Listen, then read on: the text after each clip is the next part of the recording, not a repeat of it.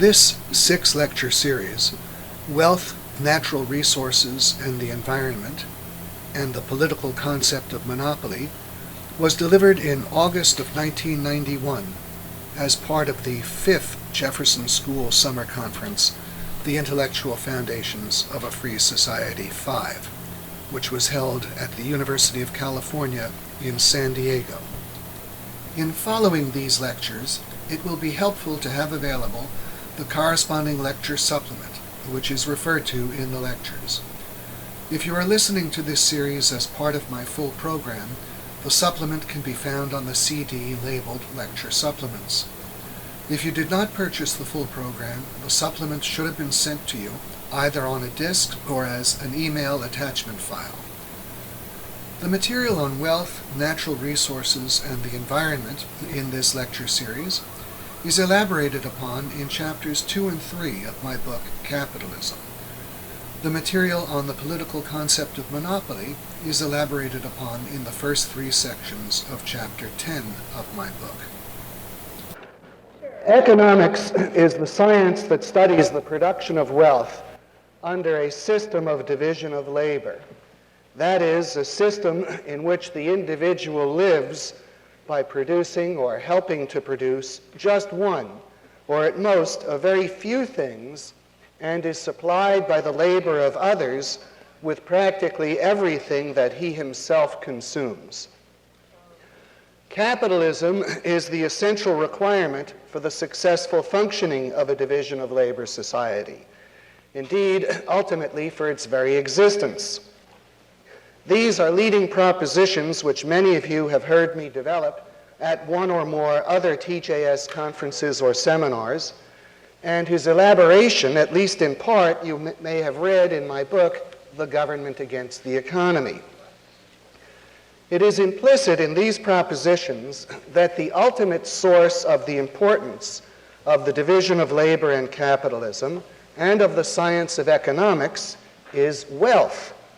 This is because, in the last analysis, the division of labor, capitalism, and the science of economics are all merely means to the production of wealth.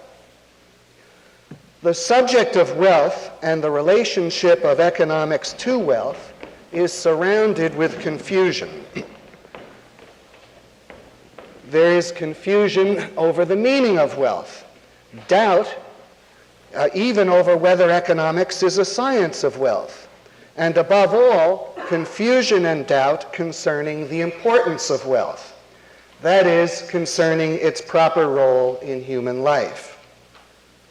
Indeed, most philosophers and religious thinkers have held that the production of wealth serves only a lower order of needs of secondary importance, and that concern with its production beyond the minimum necessities required for the sustenance of human life is evil, immoral, and sinful by virtue of elevating low material values to the place properly reserved only for the pursuit of noble spiritual values.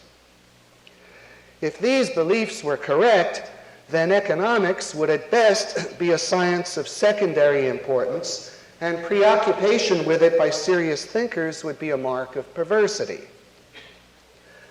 In the face of such attitudes and confusions, it is incumbent upon economics to clarify matters. That is, to explain what wealth is, why economics is in fact a science of wealth, and above all, to justify itself by providing philosophical validation for the production of wealth being a central, continuing concern of human existence. In other words, economics must explain the role of wealth in human life beyond that of the food, clothing, and shelter required for immediate sustenance, and show how the continuing rise in the productivity of human labor, made possible by the division of labor and capitalism, serves objectively demonstrable human needs, show indeed why there is no practical limit to man's need for wealth. Only on the basis of an objectively demonstrable need for wealth without limit is there a full and secure foundation for the need for the division of labor and capitalism, and the continuous economic progress they bring, and for the science of economics. The absence of such understanding has been a major precondition for the success of all movements seeking to limit the individual's acquisition of wealth, from sumptuary laws to progressive income taxation to socialism, and now, most recently, to environmentalism. Thus, I will now turn to an explanation of what wealth is, why economics is a science of wealth, and why there is an objectively demonstrable human need for wealth without limit.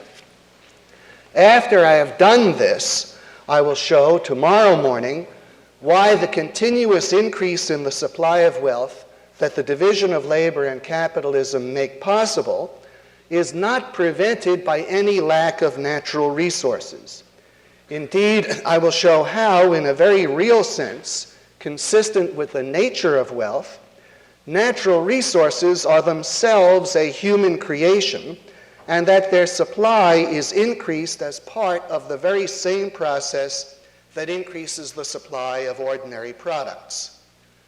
The demonstration that there is no inherent limitation of natural resources as an obstacle to economic progress will constitute the bridge to my critique of environmentalism.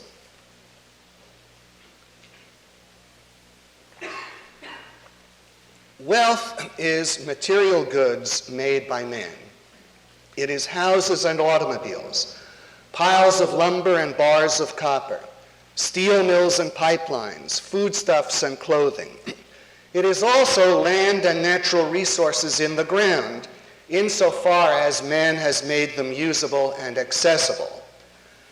Man, of course, does not make the material stuff of land and natural resources, but he certainly does create their character as wealth, as I will explain later. Atmospheric air, sunlight, rainfall, and wind are also material goods, but insofar as they come to us automatically, without any need for labor on our part to cause their existence or our benefit from them, they are outside the province of economic activity and of economics. They are free goods, nature-given conditions that automatically benefit us.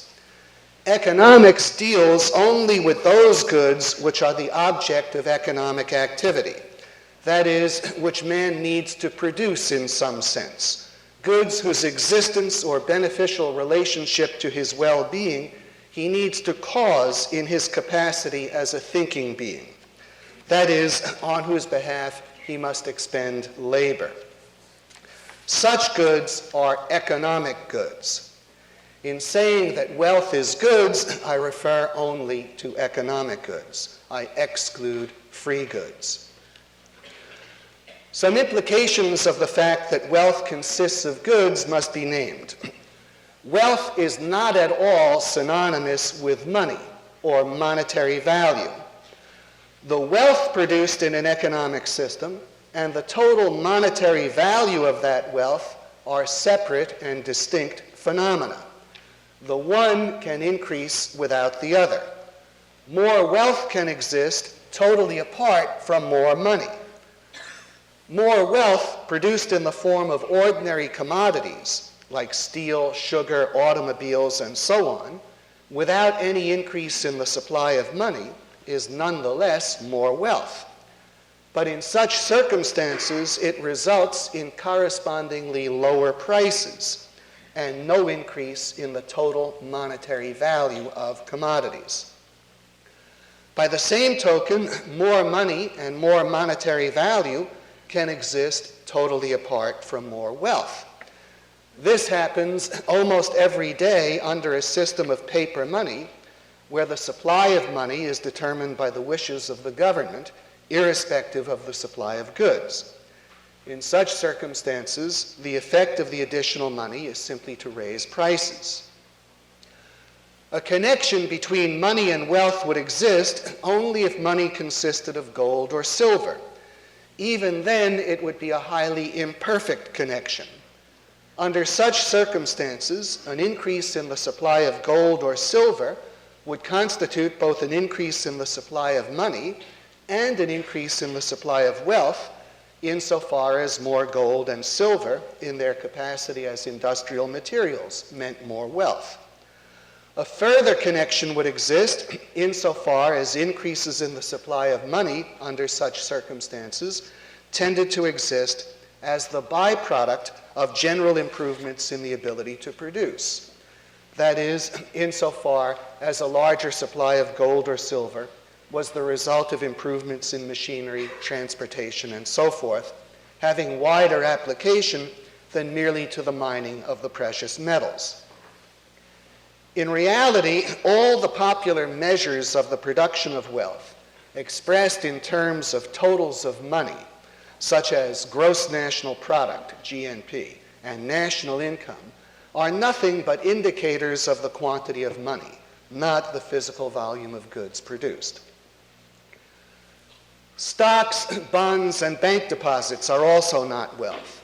They are claims to wealth, to the plant and equipment and inventories of firms issuing the stocks or bonds or borrowing from the banks, to the houses or automobiles of the consumers who have borrowed, or in the case of unsecured loans, to the equivalent of the goods that would otherwise be purchasable by the borrowers with their incomes. The meaning of wealth depends on the meaning of goods.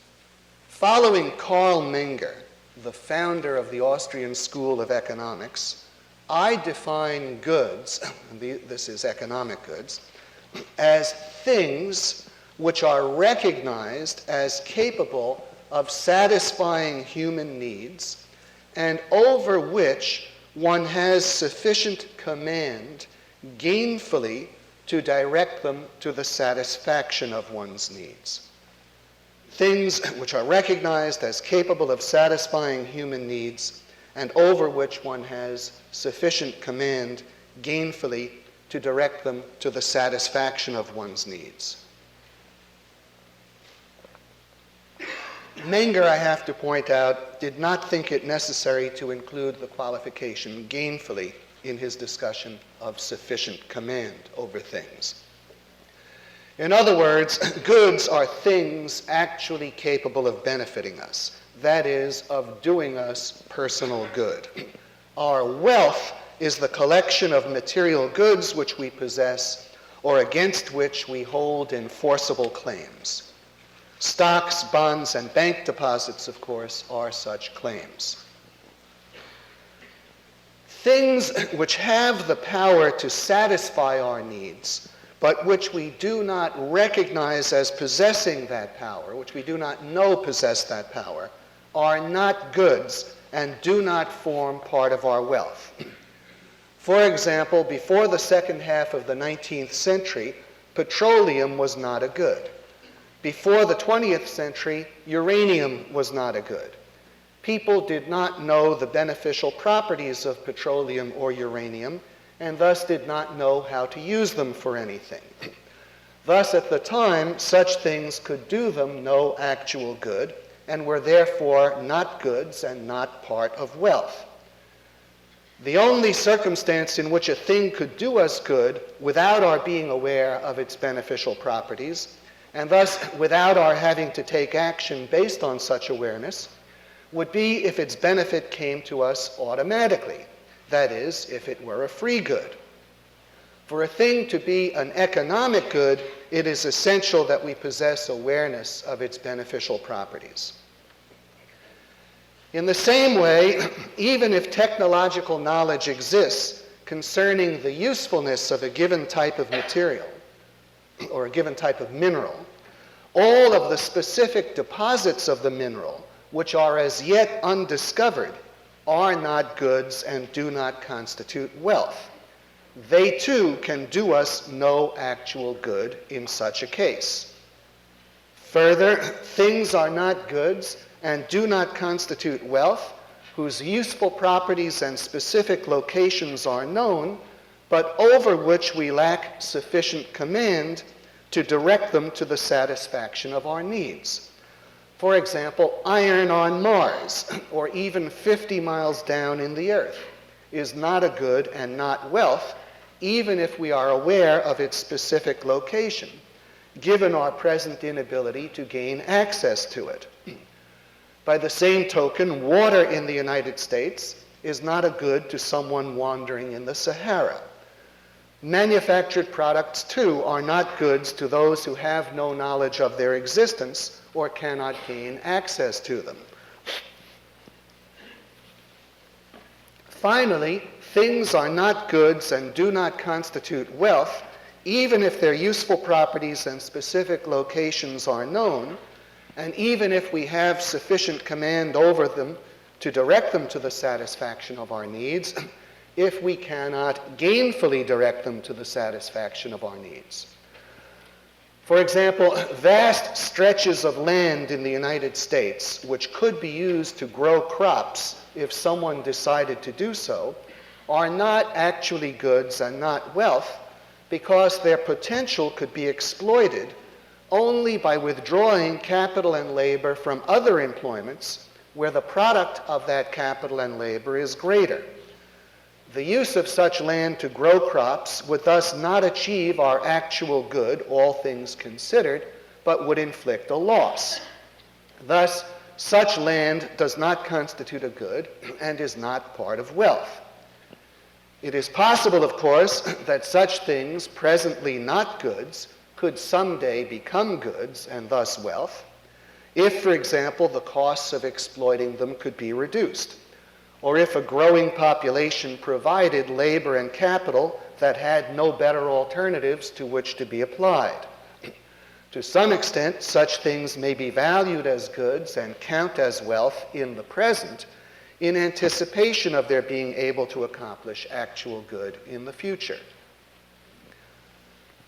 Just as the beneficial properties of things can fail to be recognized, it sometimes happens that beneficial properties are ascribed to things which do not in fact possess them, such as the beneficial properties some people ascribe to rabbit's feet, tarot cards, and so on. We can join with Menger in characterizing such things as imaginary goods.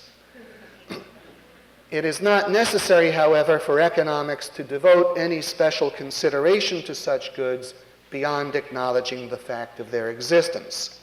This is both because they constitute unimportant exceptions and because most of the economic principles that apply to such goods, such as the laws of price determination, are the same as that apply to genuine goods.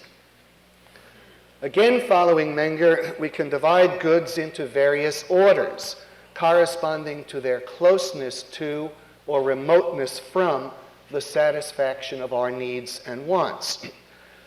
Goods that stand in a direct causal relationship to the satisfaction of our needs and wants can be described as goods of the first order.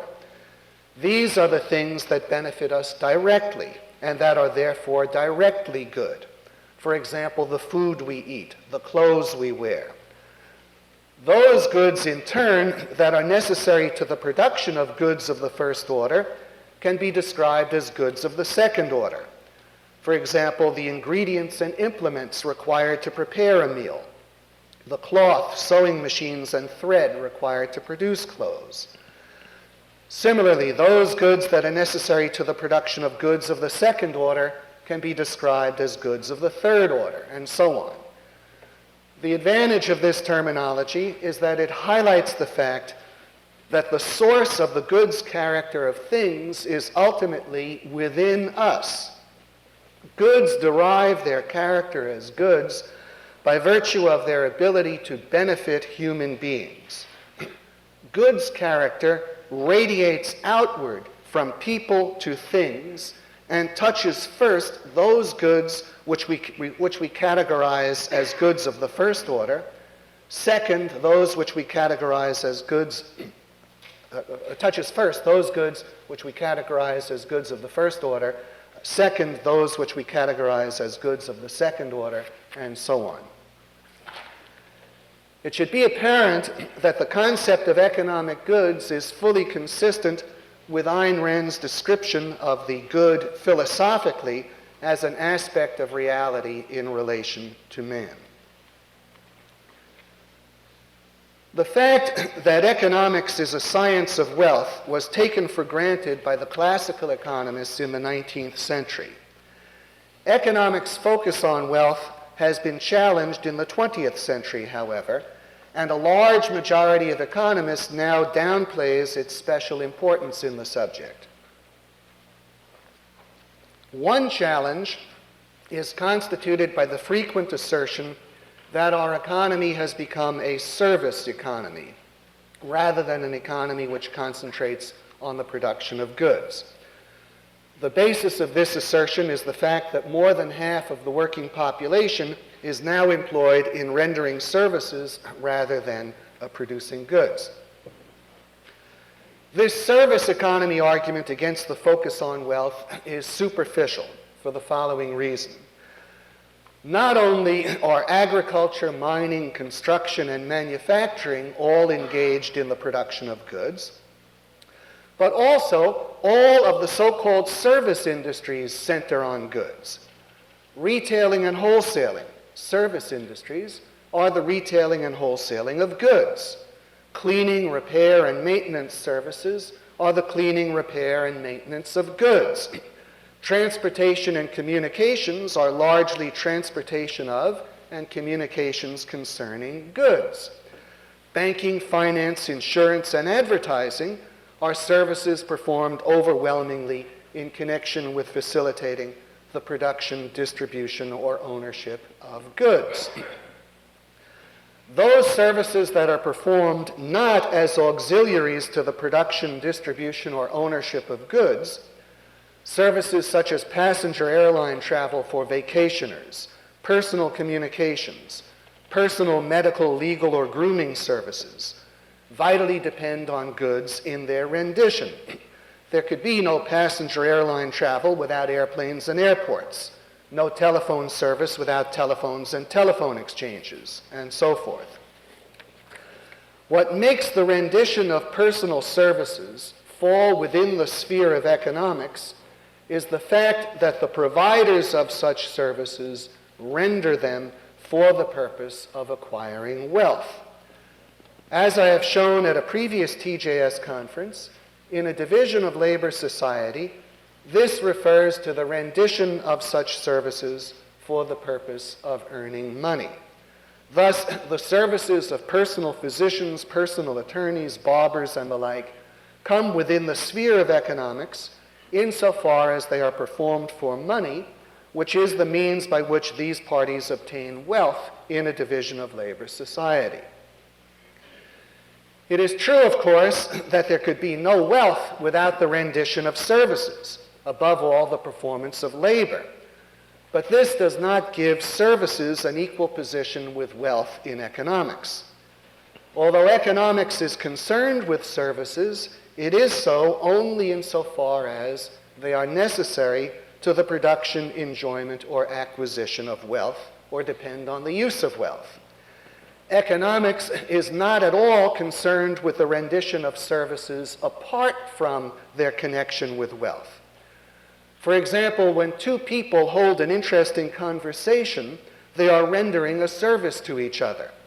But economics is not concerned with activities of this nature except insofar as they can be connected with wealth. It could be argued that the direct exchange of services for services also sometimes falls within the sphere of economics. For example, an exchange of French lessons for mathematics lessons, in which the rendition of each service is performed as the conscious, explicitly agreed upon requirement of receiving the other. Even in such cases, what brings the rendition of the service within the purview of economics is ultimately a connection to wealth. This is so because what makes exchange itself a vital economic phenomenon central to the studies of economics is the fact that in a division of labor society, the production and enjoyment of wealth requires it as the means of bringing goods from their producers to their consumers. In the absence of a division of labor in the production of wealth, exchange would be a relatively infrequent and unimportant phenomenon. It is only the fact that the production of wealth takes place under a division of labor which makes exchange the vital economic phenomenon it is, and thus permits consideration of the exchange of services for services as falling within the domain of economics. The second challenge to economics' focus on wealth is the mistaken claim that economics is a science of choices rather than a science of wealth, a science which studies the, quote, allocation of scarce means among competing ends, unquote.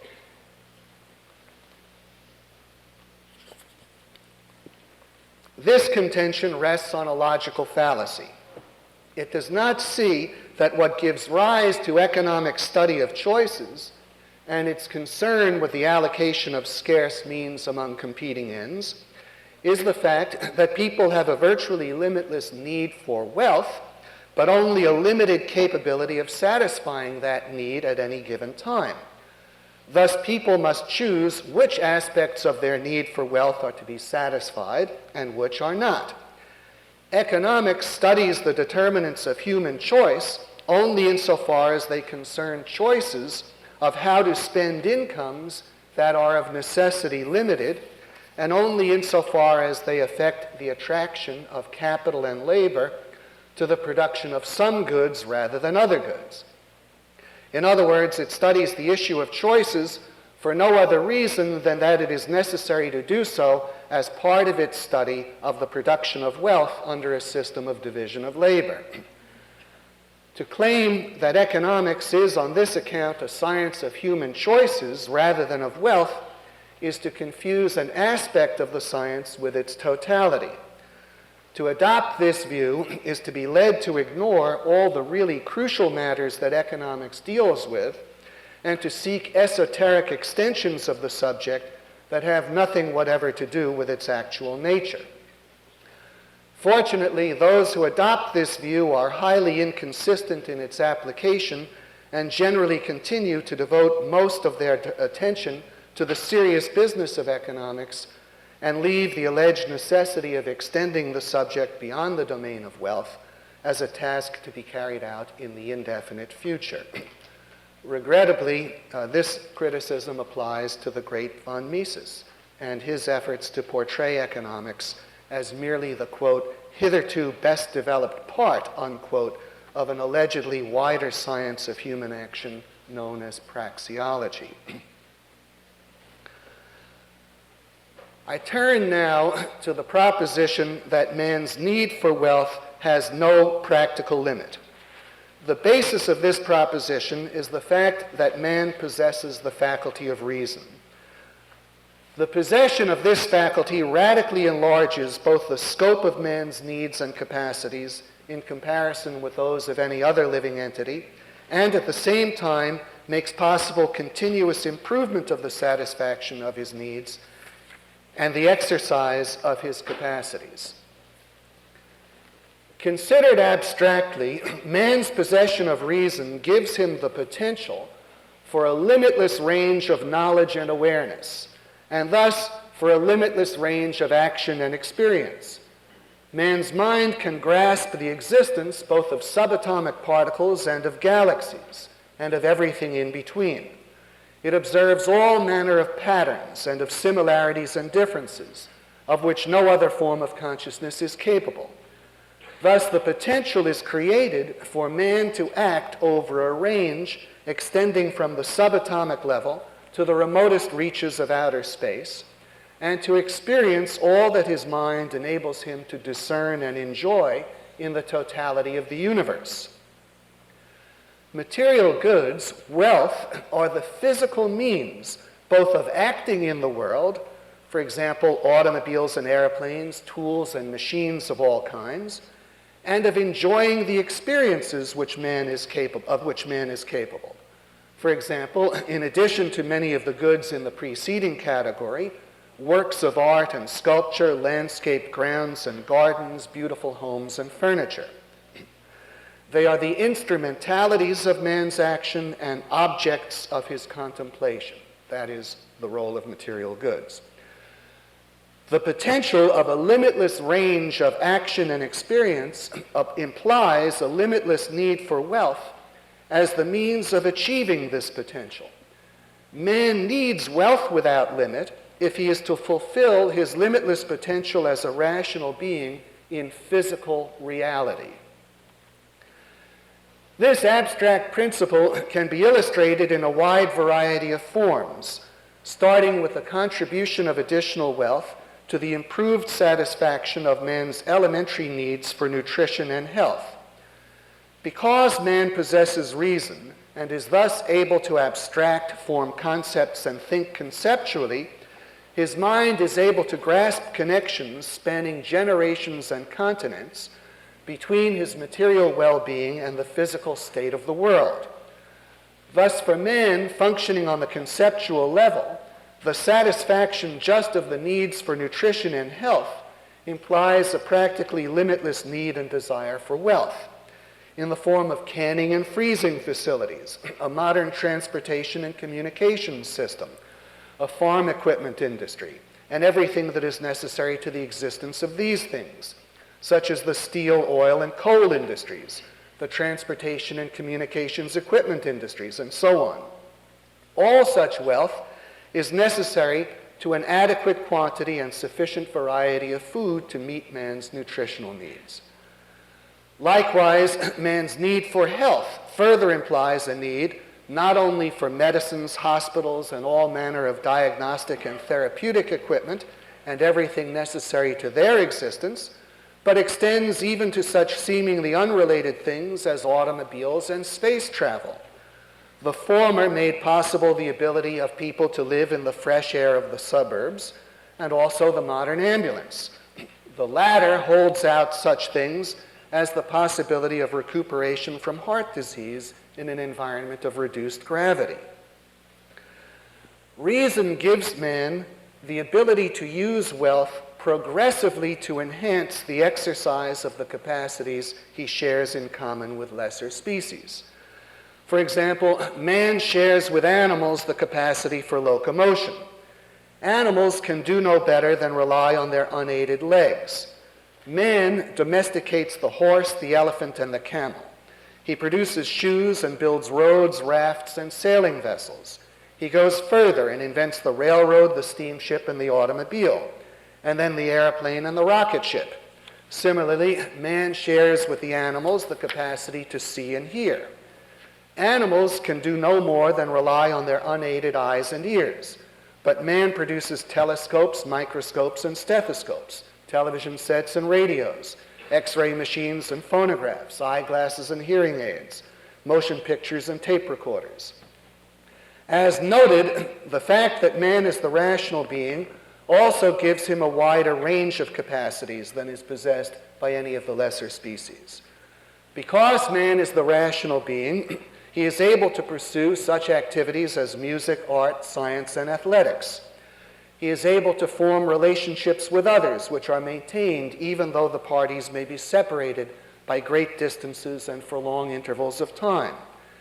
It is the nature of man's brain that enables him to integrate separate sounds into harmonies and melodies, to grasp representations and thus the meaning of a painting, to pursue science, to follow the system of rules of a game of sport, and to maintain an awareness of others from whom he is separated by time and distance.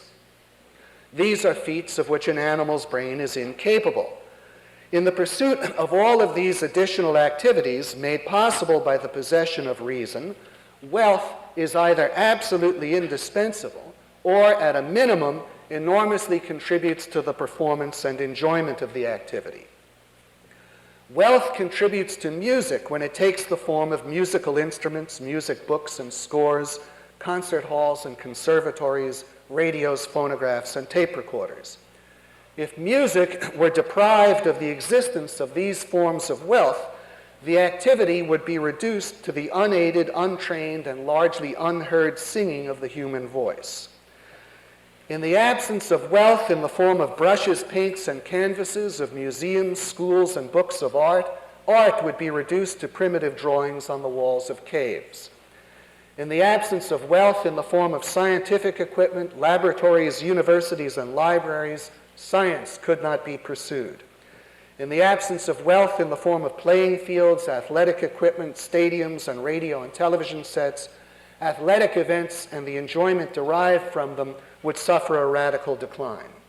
In the absence of wealth in the form of pens and paper, post offices, telephones, automobiles, railroads, ships, and planes, friendships and other human relationships could not be maintained over long distances. On the basis of these observations, it is obvious that the ancient prejudice that man's desire for wealth serves his lower needs is absurd.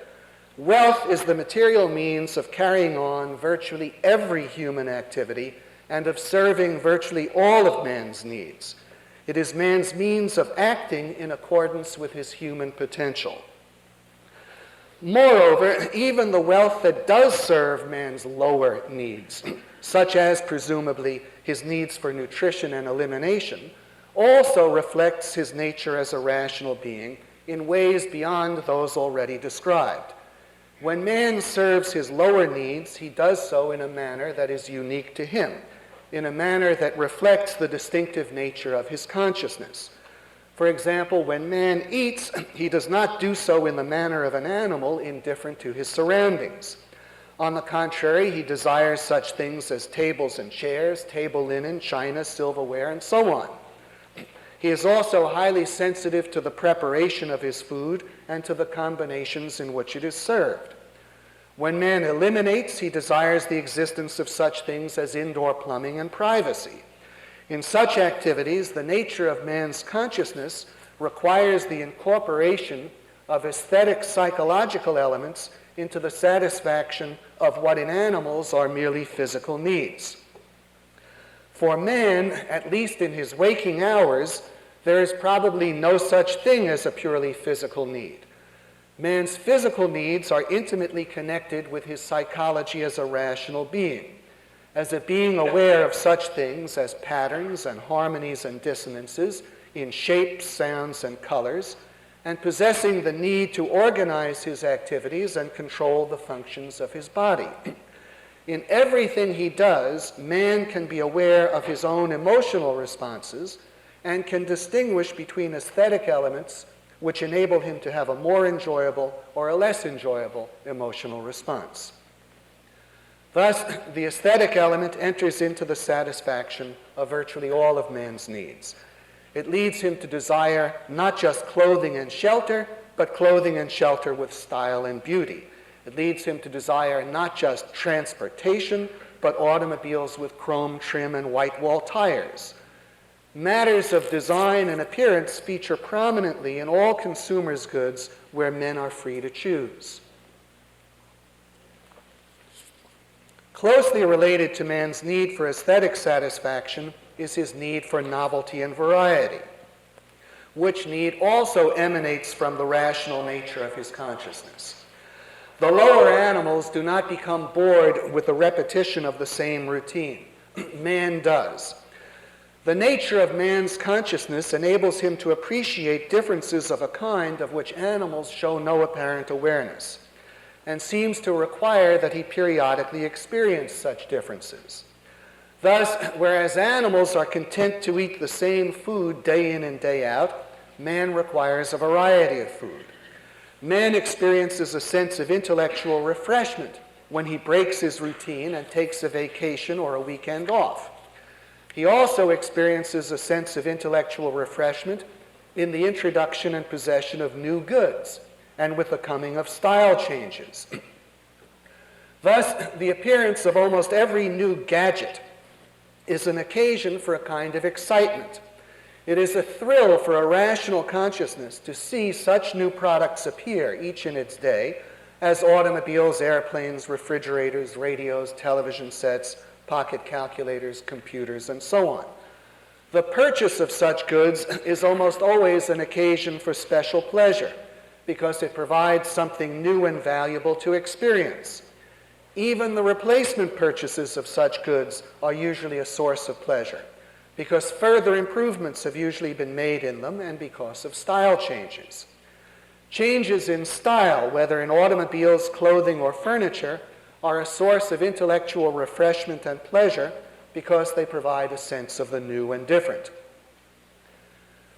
It must be stressed that man's desire for novelty and variety stands in the service of his life.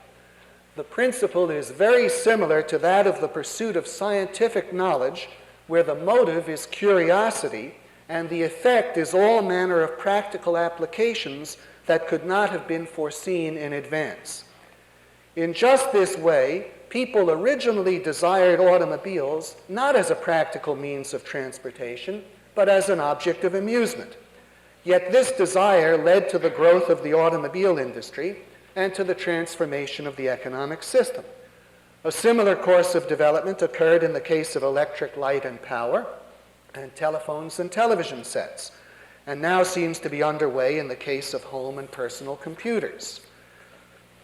Even if no practical applications ever result directly from the things desired, their being desired produces practical results.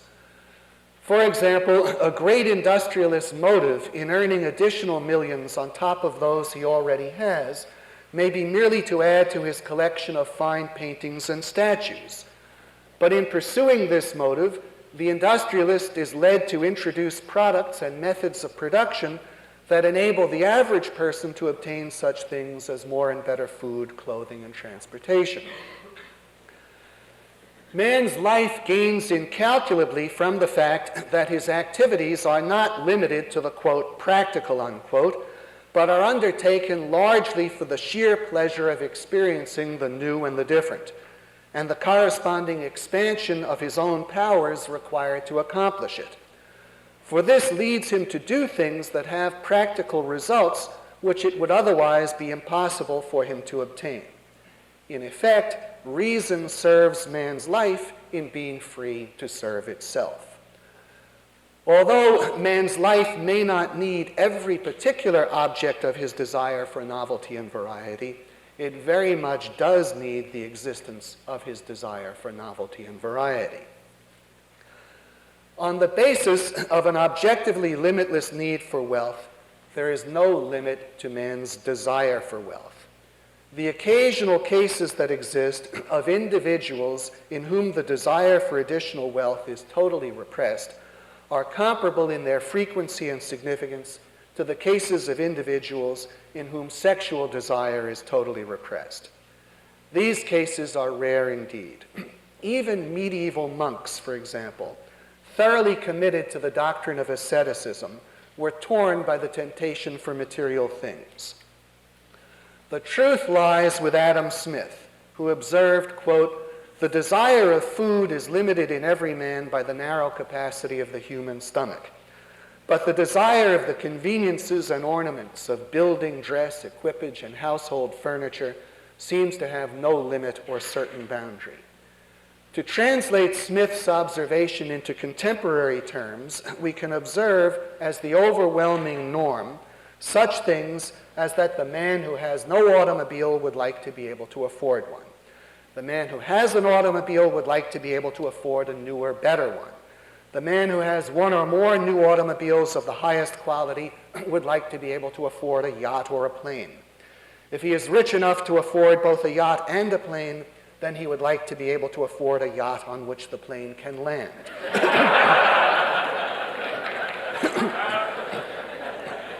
And so on. Similarly, the man who has a small house or apartment would like to be able to afford a larger one. If he has a large house or apartment, he would like a more luxurious one, perhaps with a swimming pool or tennis court or both, and with finely landscaped grounds. And he would probably like to have more than one house or apartment, perhaps a hunting lodge in Maine, a winter home in Palm Beach, an apartment in Paris, or indeed all three of them. The more one has, the more one wants. The fact that both the need and the desire for additional wealth are limitless for all practical purposes does not mean, however, that people automatically act to satisfy that need and desire. It is certainly possible for the need and desire for additional wealth to fail to result in the production of additional wealth, let alone in continuous economic progress. Indeed, history and most of the world around us are characterized by stagnation and poverty. The mere possession of a need or a desire is never sufficient to ensure that the need or desire will be satisfied. In the absence of the influence of a rational philosophy, establishing limited government and economic freedom, and inculcating such convictions as that the material world has both reality and primacy, that it is intelligible, and that hard work pays, man is not able to devote himself sufficiently to the production of wealth.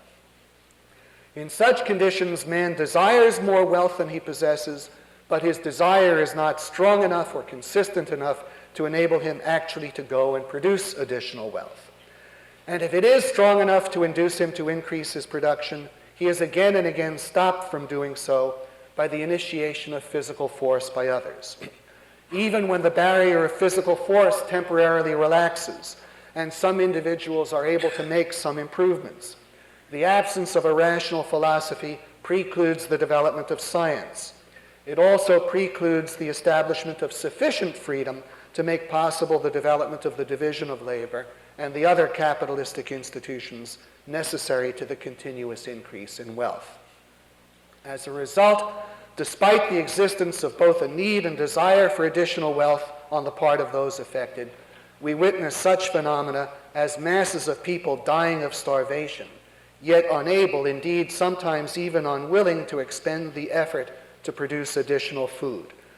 We witness primitive people delighted with the gift of mirrors and trinkets of all kinds, not to mention transistor radios and bicycles, yet willing to go on living under essentially the same conditions as their remotest ancestors.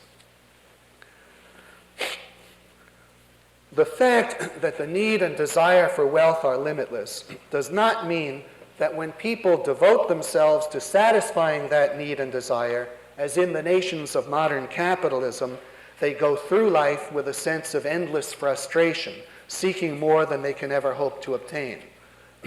The normal man, if he lacks an automobile, does not actively desire a yacht.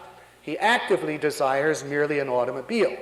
His desire for a yacht lies dormant until such time as he already has acquired one or more high-quality automobiles. The limitless desire for wealth, in other words, becomes active only step by step.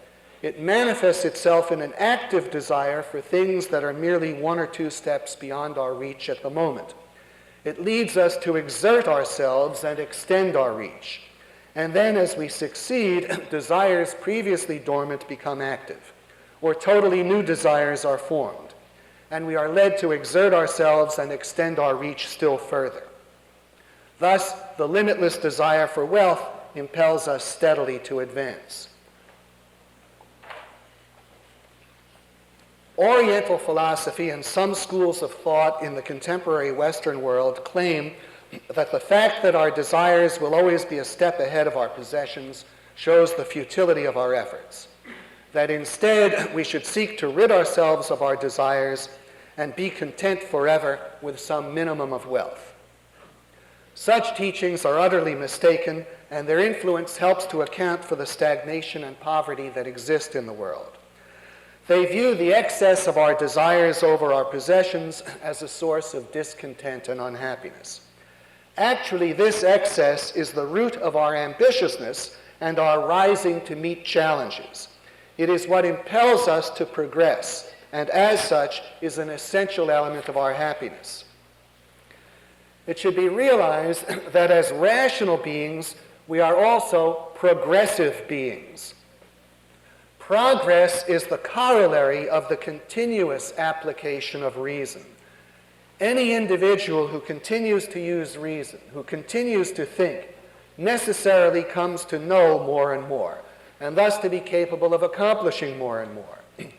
If a society is characterized by continuous thinking from generation to generation, and if its educational system works, that is, if it succeeds in transmitting to the rising generation the essentials of the knowledge discovered by all the preceding generations, then the general body of knowledge in the society is progressive, and thus the society as a whole is capable of accomplishing more and more.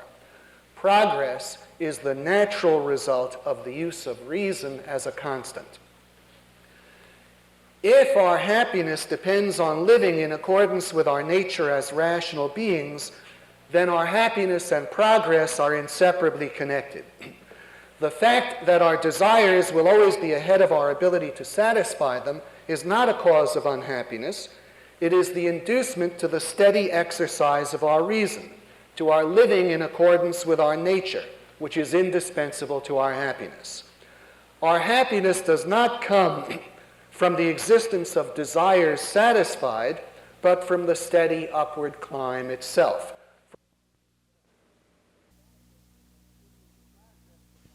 A process of continuing to think and solve problems and to become capable of accomplishing more and more.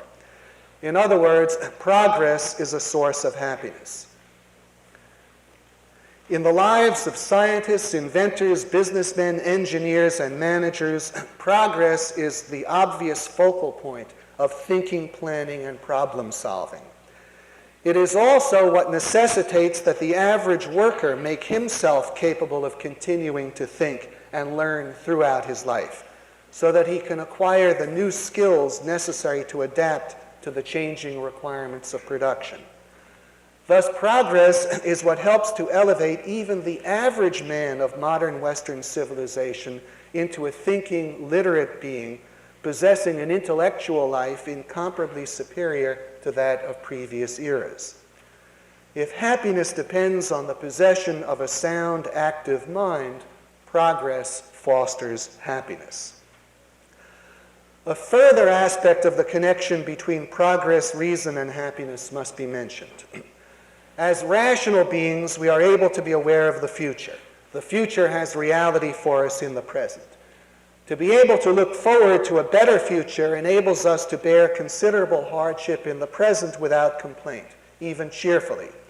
But to look forward to a future of unrelieved hardship, or worse, a future that holds out the prospect of even greater hardship, makes hardship in the present more difficult, if not impossible, to bear.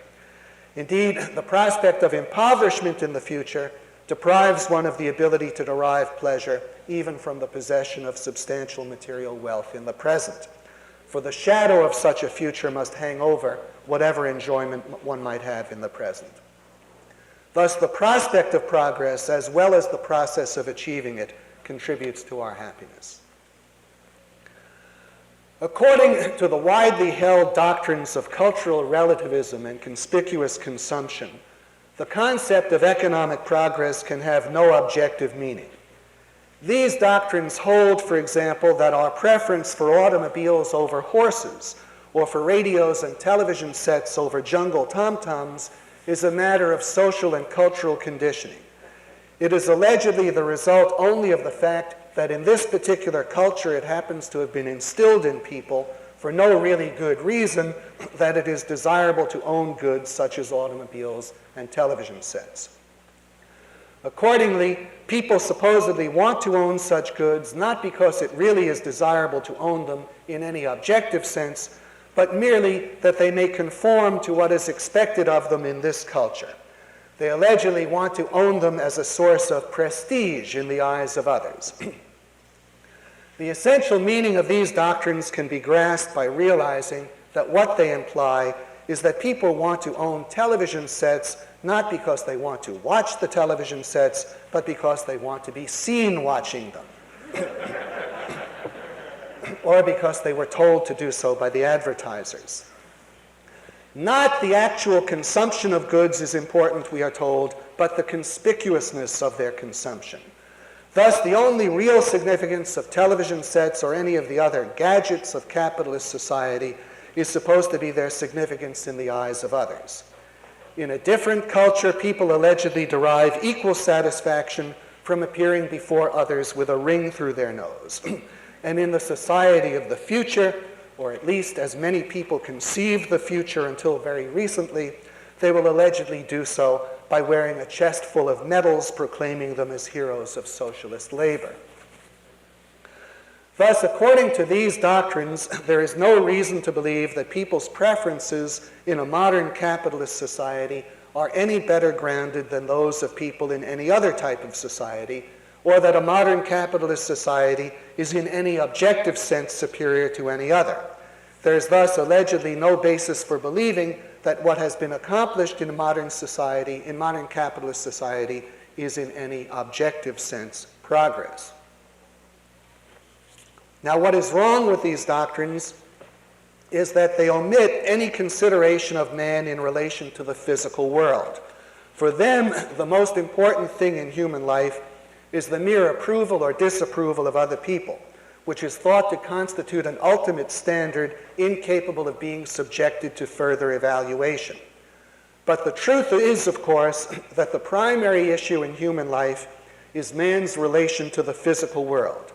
It is there and there alone that man must live or die, irrespective of the culture in which he lives. And how man succeeds in relation to the physical world provides an objective standard by which to judge the value of cultures. The examples of automobiles and television sets can serve to illustrate the point. It is not true that our preference for the automobile over the horse is arbitrary, based on nothing more than social or cultural conditioning. It is based on our nature, both as animate beings possessing the capacity of locomotion and as rational beings capable of enlarging all of our physical capacities. We call the automobile an advance over the horse by the same standard by which we call the domestication of the horse an advance over possessing merely our unaided legs, and by the same standard by which we value the possession of our legs themselves. Namely, it extends our range and power of locomotion.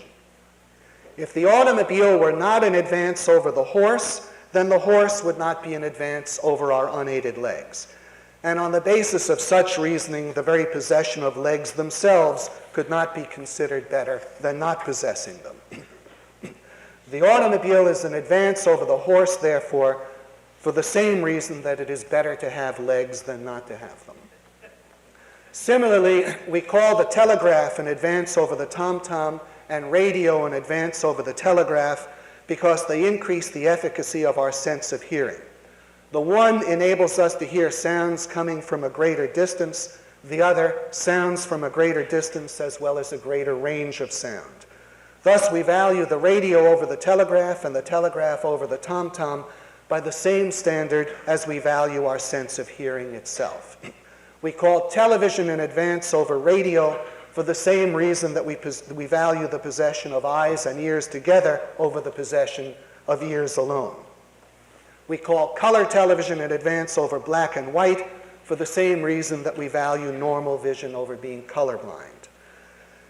The advances in our goods represent extensions of our power to use our limbs, senses, and minds to accomplish results.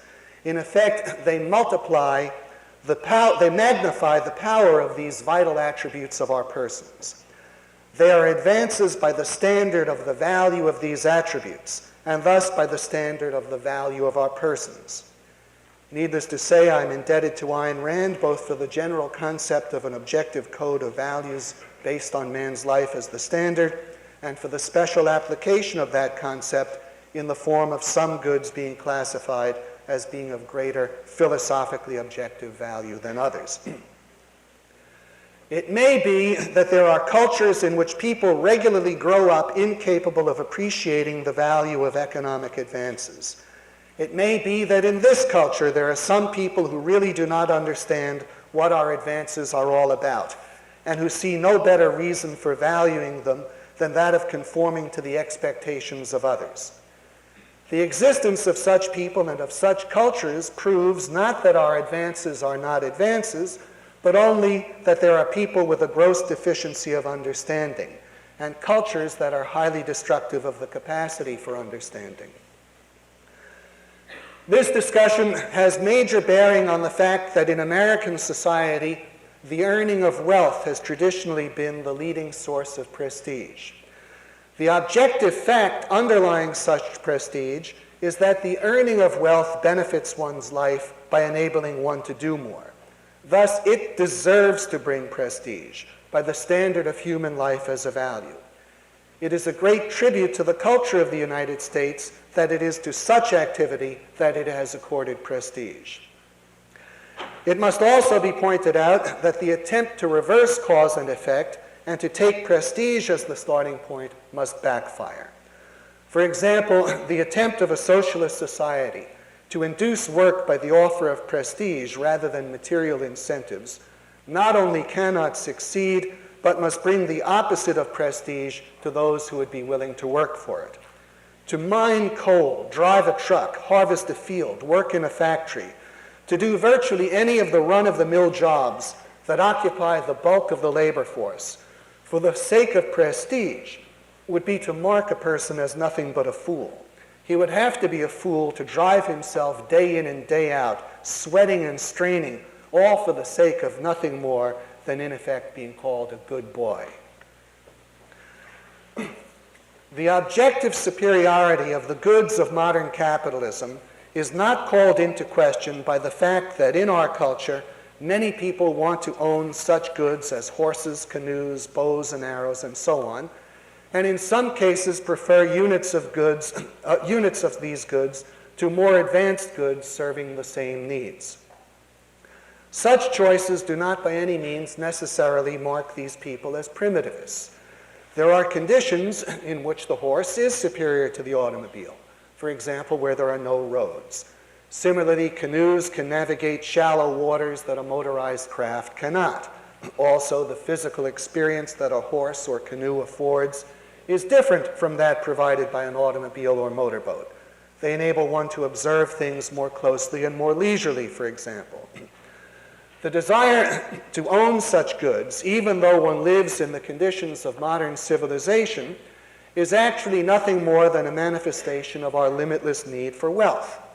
A person wants one or more automobiles as his normal means of transportation, and a horse as a further refinement, as it were, of his ability to locomote.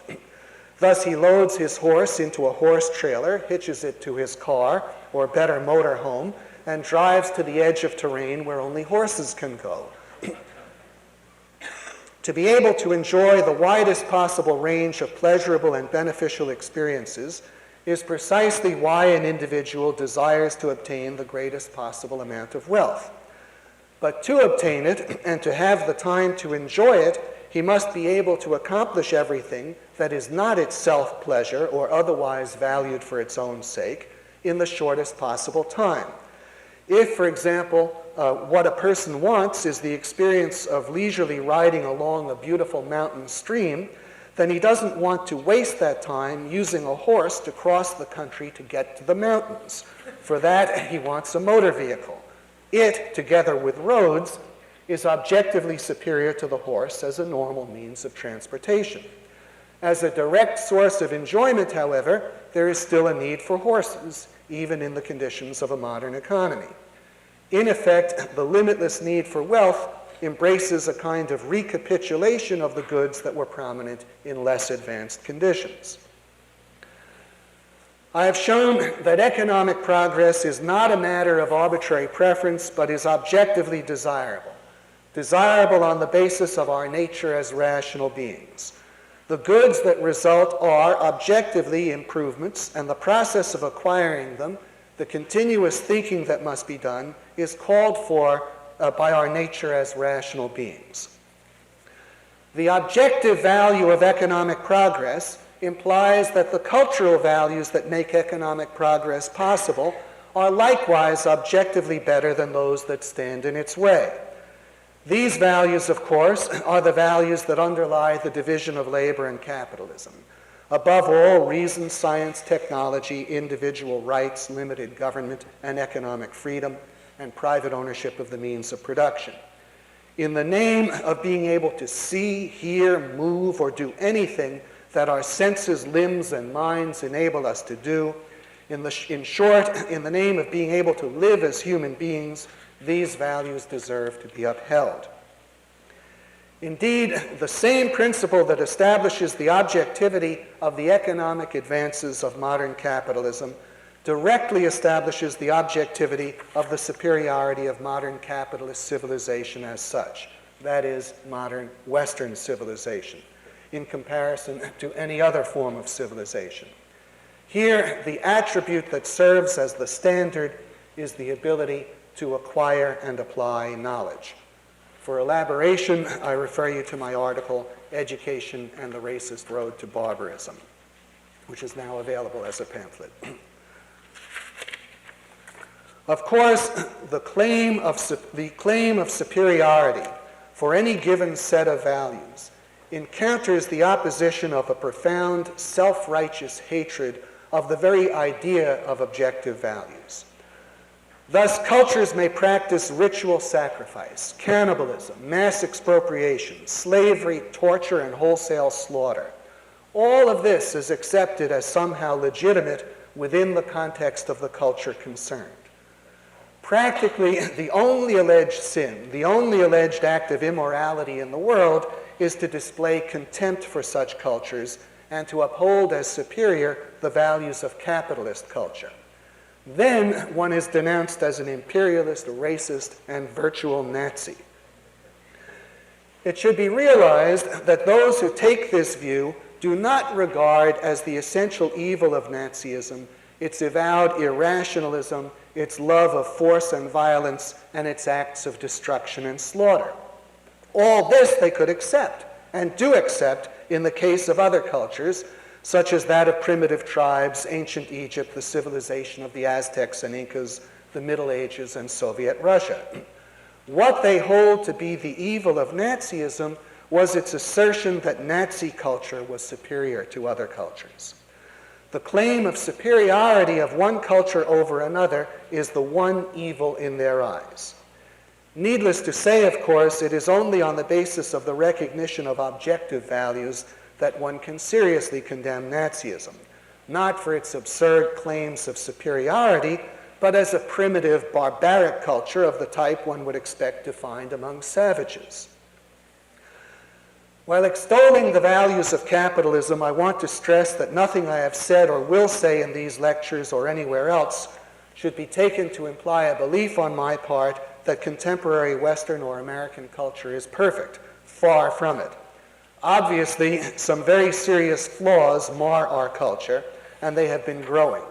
Our culture's basic flaw is its philosophic contradictions.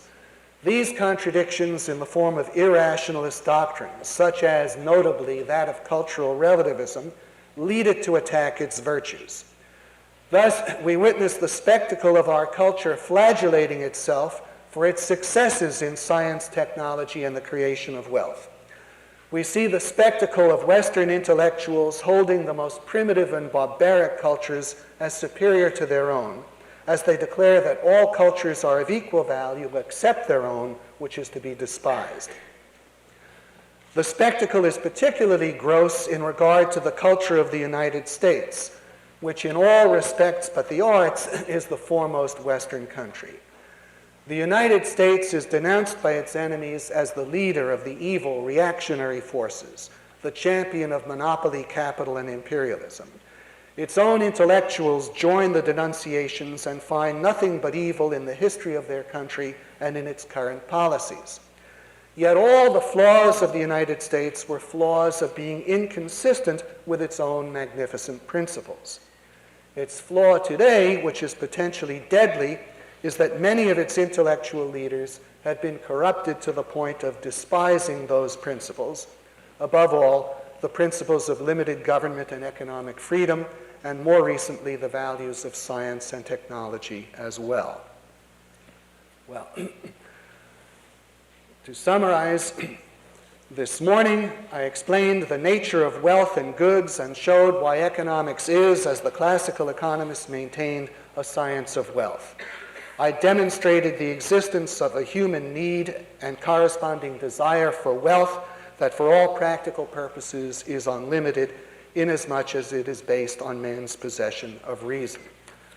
I showed that the possession of reason in creating the potential for a virtually limitless range of knowledge and awareness and of action and experience creates the basis for a limitless need for wealth as the material means of acting and experiencing. I showed that wealth without practical limit is necessary to serve the entire scope of human needs and capacities, and to do so in ever improved ways, and that the desire for wealth without limit is what impels us toward progress. I showed that progress is natural to man, the rational being, in that it is the result of his use of reason as a constant.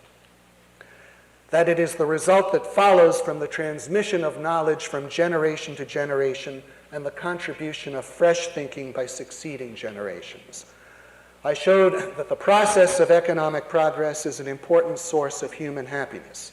I demonstrated the objective nature of economic progress based on an objective standard for judging advances in goods. I demonstrated the objective superiority of a division of labor capitalist society, both as the source of objectively more advanced goods and by the standard of the ability to acquire and apply knowledge. Tomorrow, for the benefit of anyone who is familiar with economics, I will show how the existence of a limitless need for wealth is consistent with the law of diminishing marginal utility.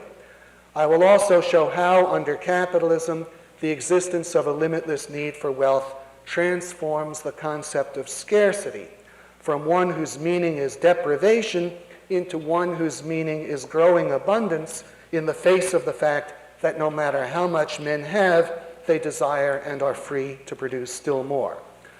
I will show why the process of increasing production is not limited by any inherent lack of natural resources, and why the fundamental ineradicable scarcity is strictly one of human labor, and thus why the fundamental economic problem is in fact the problem of continually increasing the productivity of human labor. In connection with my demonstration of why there is no inherent lack of natural resources, I must ask you to read the supplement I have distributed, which you all received in your packets at registration, the supplement entitled "The Growing Abundance of Natural Resources and the Wastes of Recycling." It is an excerpt from my book, The Government Against the Economy, and contains most of the substance of what I have to say on this subject and the related subject of recycling. So please be sure to read it for tomorrow. It is only about 5 normal-sized book pages in length. That will save me from having to repeat that material for the substantial portion of the audience that I think is already familiar with it. Well, thank you very much.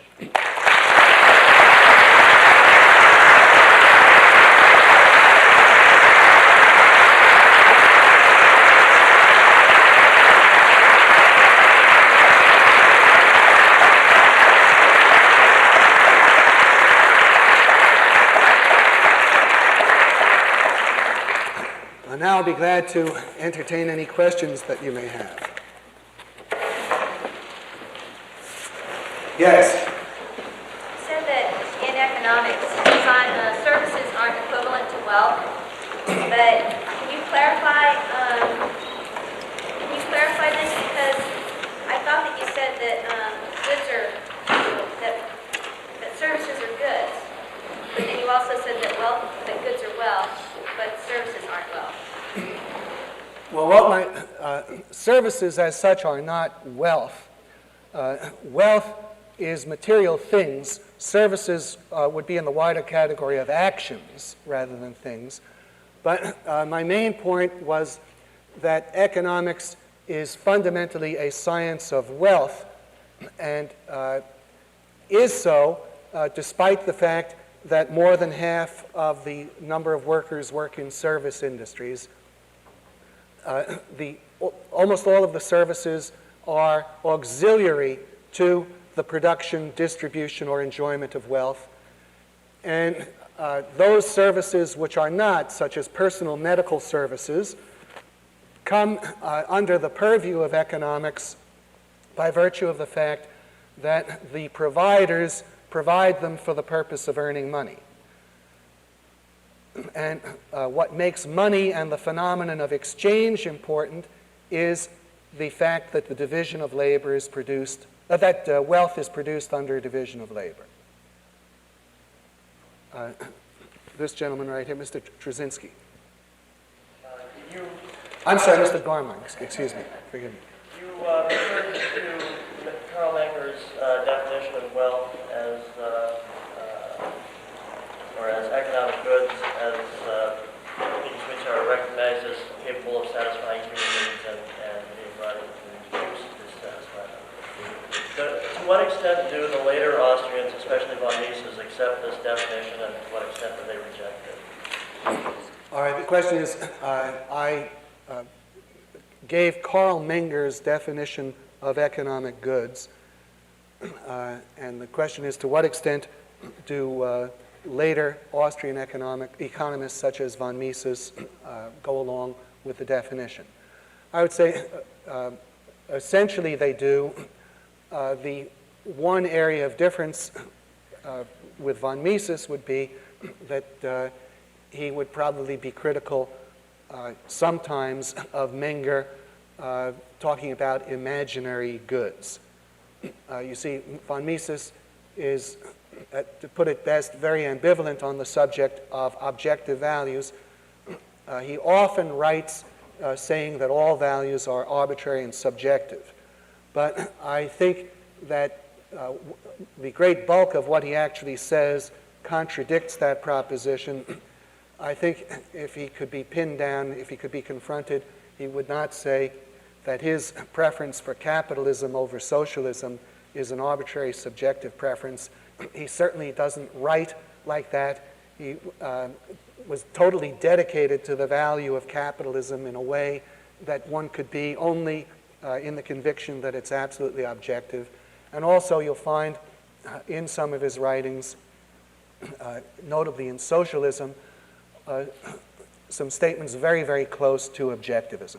At one point, he says that it might be a sound procedure to regard the subject of ethics in a way similar to hygiene, that ethics fundamentally is an issue pertaining to the individual. And he keeps repeating the proposition, if one prefers life and health to sickness and death, then one has to support capitalism. So I think that I would say 80% he is really with us in terms even of ethics, despite his many contradictory statements. Mr. Oliver, is it? I'm wondering how you classify a computer program as a good, or would you classify it as a good? How would I classify a computer program? Would it be a good or a service or whatever? Well, the program as such, if it's in the mind of the programmer, it's simply an idea. It's not yet a good. Once it is on a diskette or it has been printed out, then it is a good. Software is goods. I wonder if I could add a point on that, because I think your definition of wealth as material goods may unfortunately exclude this very important type of wealth, the intellectual property, the patent, the copyright, the trademark, the trade secret. These are non-material and not classified by law as goods. They are immaterial, intangible products, and that's a very important form of wealth. All right. What is the status of ideas? Are ideas wealth? Bohm-Bawerk wrote a whole book titled, I think, Rights and Relationships in relation to the category of economic goods. I have not read very much of that book, and I'm sure he deals with this question in great depth. Ideas are the indispensable foundation of wealth. But I still would hold that wealth is material goods. And patents and copyrights have exchangeable wealth, so do stocks and bonds. The patents and the source of the exchangeable value of patents and copyrights is the fact that they make it possible for people to obtain material goods. So I don't think that they themselves are wealth. They are a claim which makes it possible to obtain actual wealth. But the actual wealth is material. I don't think in any way I belittle the importance of ideas. I stress that the foundation of wealth is man's ability to think and progress.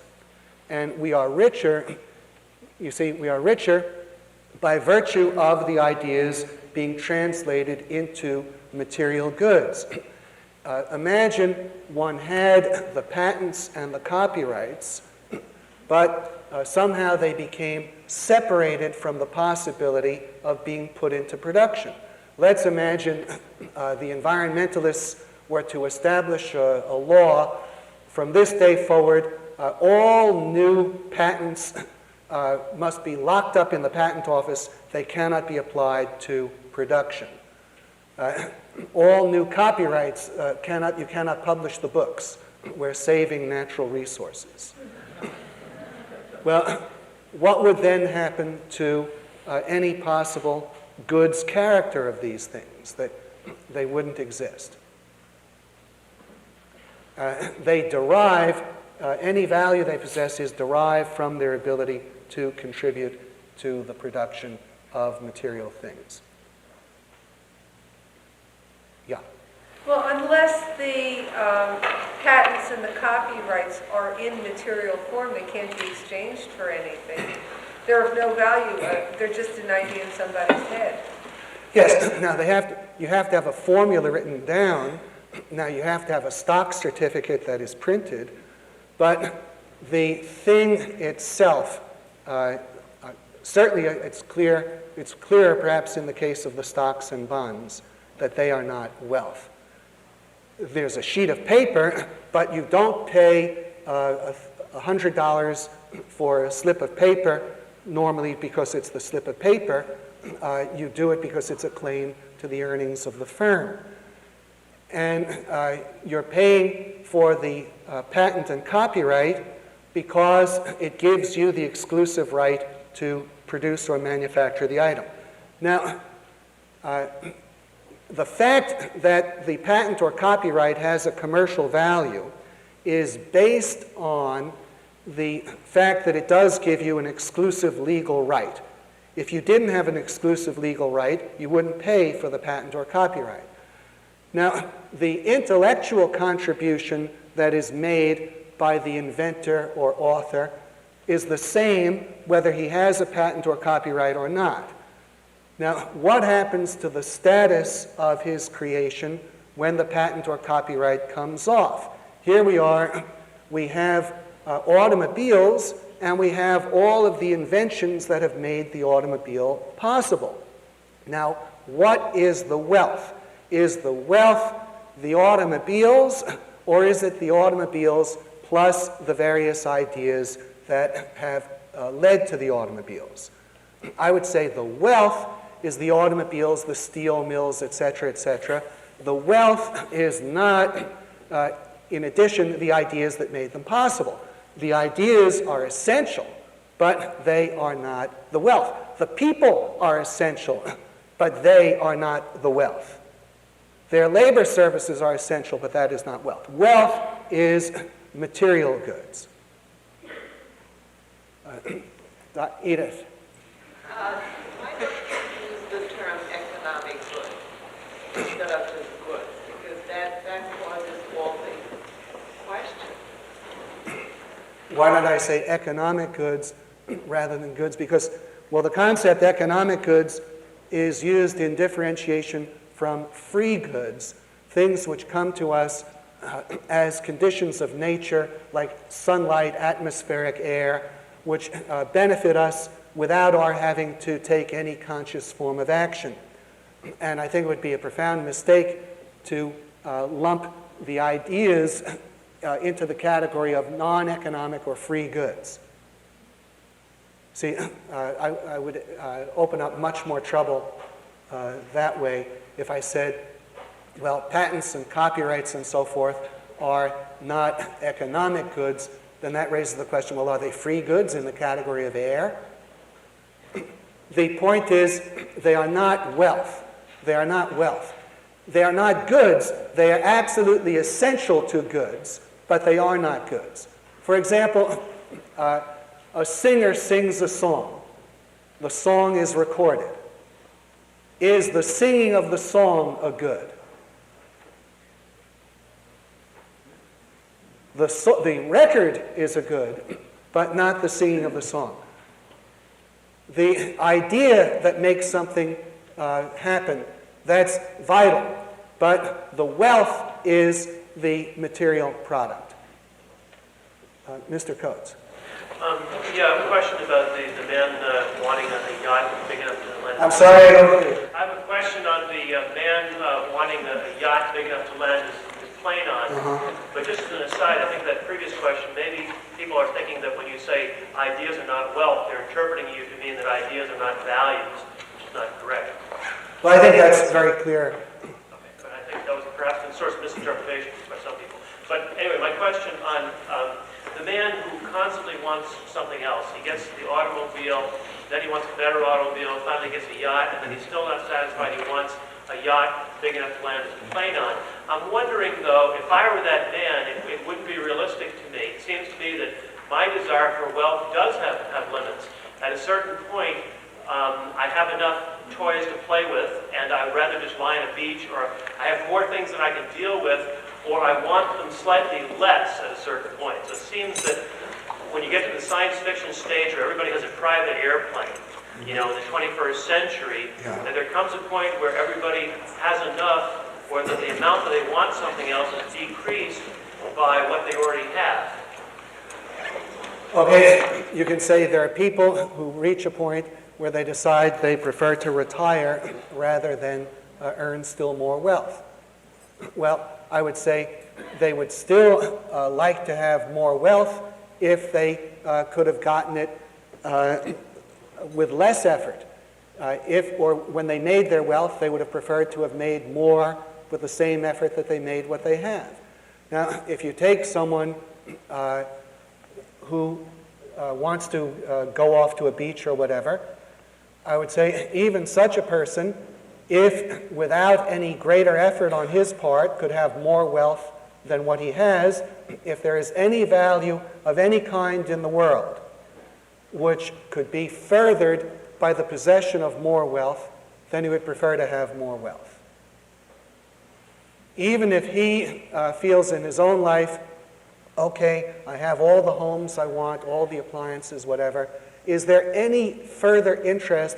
Does he have any value of any kind which could be pursued further on the basis of more wealth?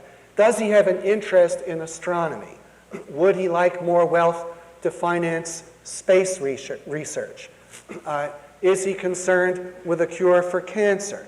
Does he enjoy opera? Would he want wealth to support opera companies and so on? Now, perhaps somewhere you'll find some people who have totally run out of any further desire.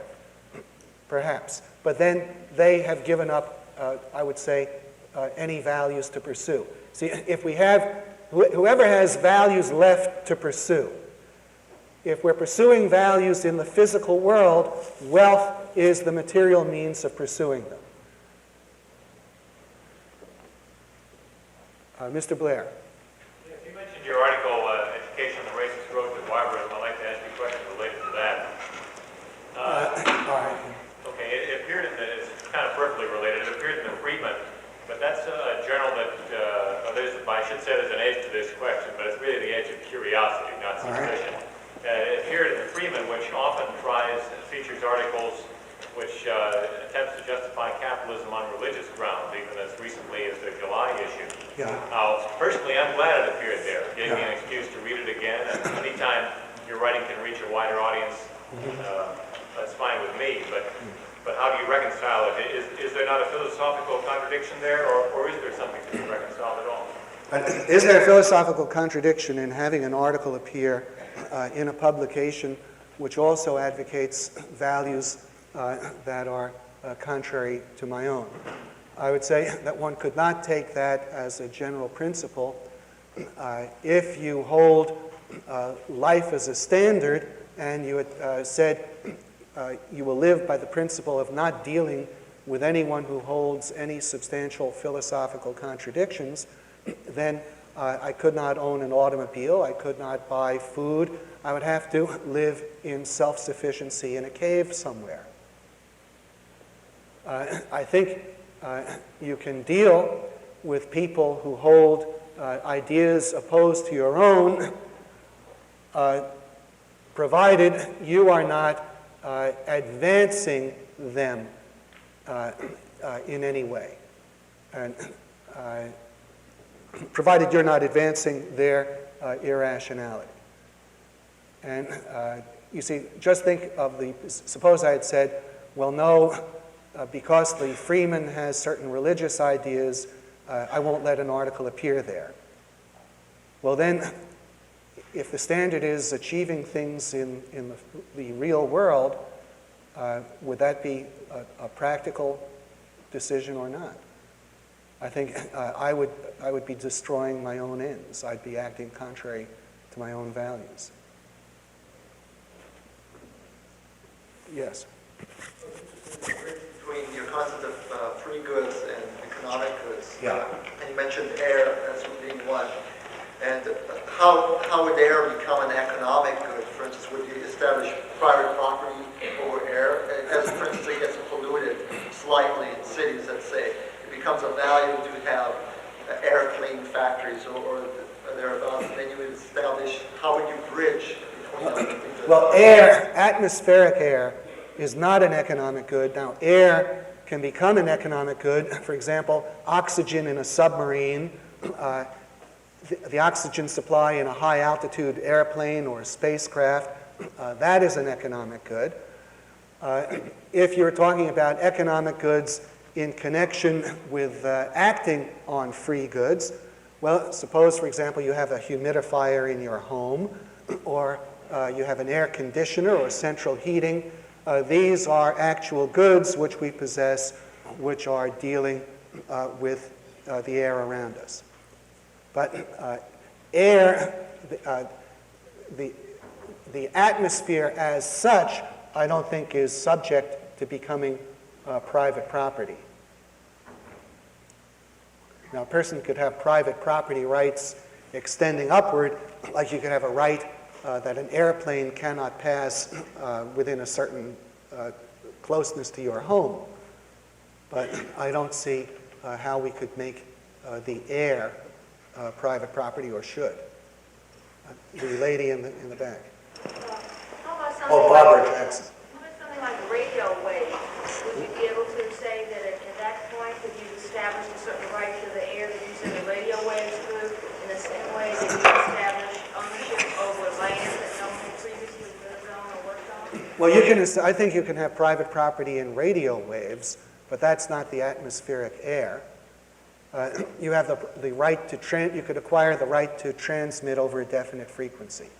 So if you really want to interfere with your radio waves, it would be the waves themselves that you would claim that they were doing something to it, not the air that they went through. Yeah, there's an article, I think, in Capitalism, the Unknown Ideal, the property status of airwaves, which goes into this issue very, very well. By the way, that's a scientific misnomer. They don't really go through air, and they'll propagate through space that has no air.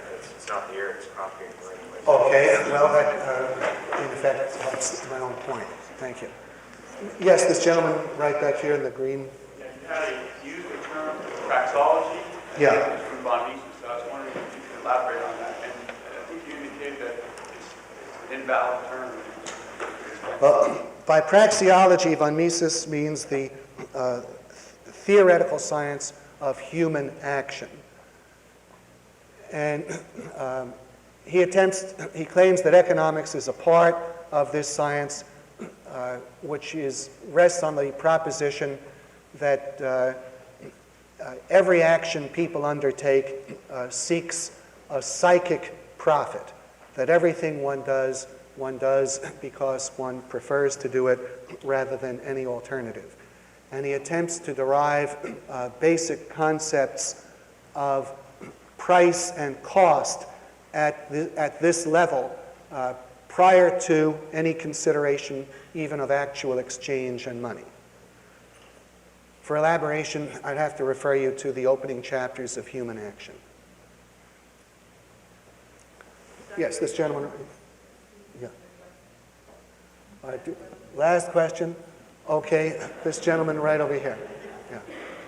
If wealth and economic goods are defined as the things that one needs in order to live your life in the practical day-to-day world, that's the general definition of such things. In those terms, I want to suggest that the intellectual ideas, theories, even philosophies, because they are essential, or at least practical tools for living in the everyday world, they have a similar status to material goods, to intellectual goods. And as an example, if I think of myself, I've invested a lot of time and resources in coming here, which I expect to assist me for living in the real world in the future. And I consider myself more wealthy in this sense. I've attained this additional good. It may not be that easy to exchange, although intellectuals do make a career out of exchanging intellectual goods. So I think that it seems not correct to have that dichotomy between the material goods and the intellectual goods. All right. This question is very similar to one asked previously. You note the fact that human life depends on many intellectual accomplishments. And you assume that because more is necessary than material goods, that we should have only one general category. Now, your point goes against the division of sciences. You would seek to have one science which would somehow incorporate the body of economics and the totality of philosophy and everything else. You would have one undifferentiated mass which would attempt to deal with everything that is of value to human life. One part would be economics, another part would be medicine, a third would be philosophy, a fourth would be astronomy, whatever. I believe that a substantial portion of human knowledge can be differentiated on the basis of studying the production of wealth under a system of division of labor, and that is what differentiates economics.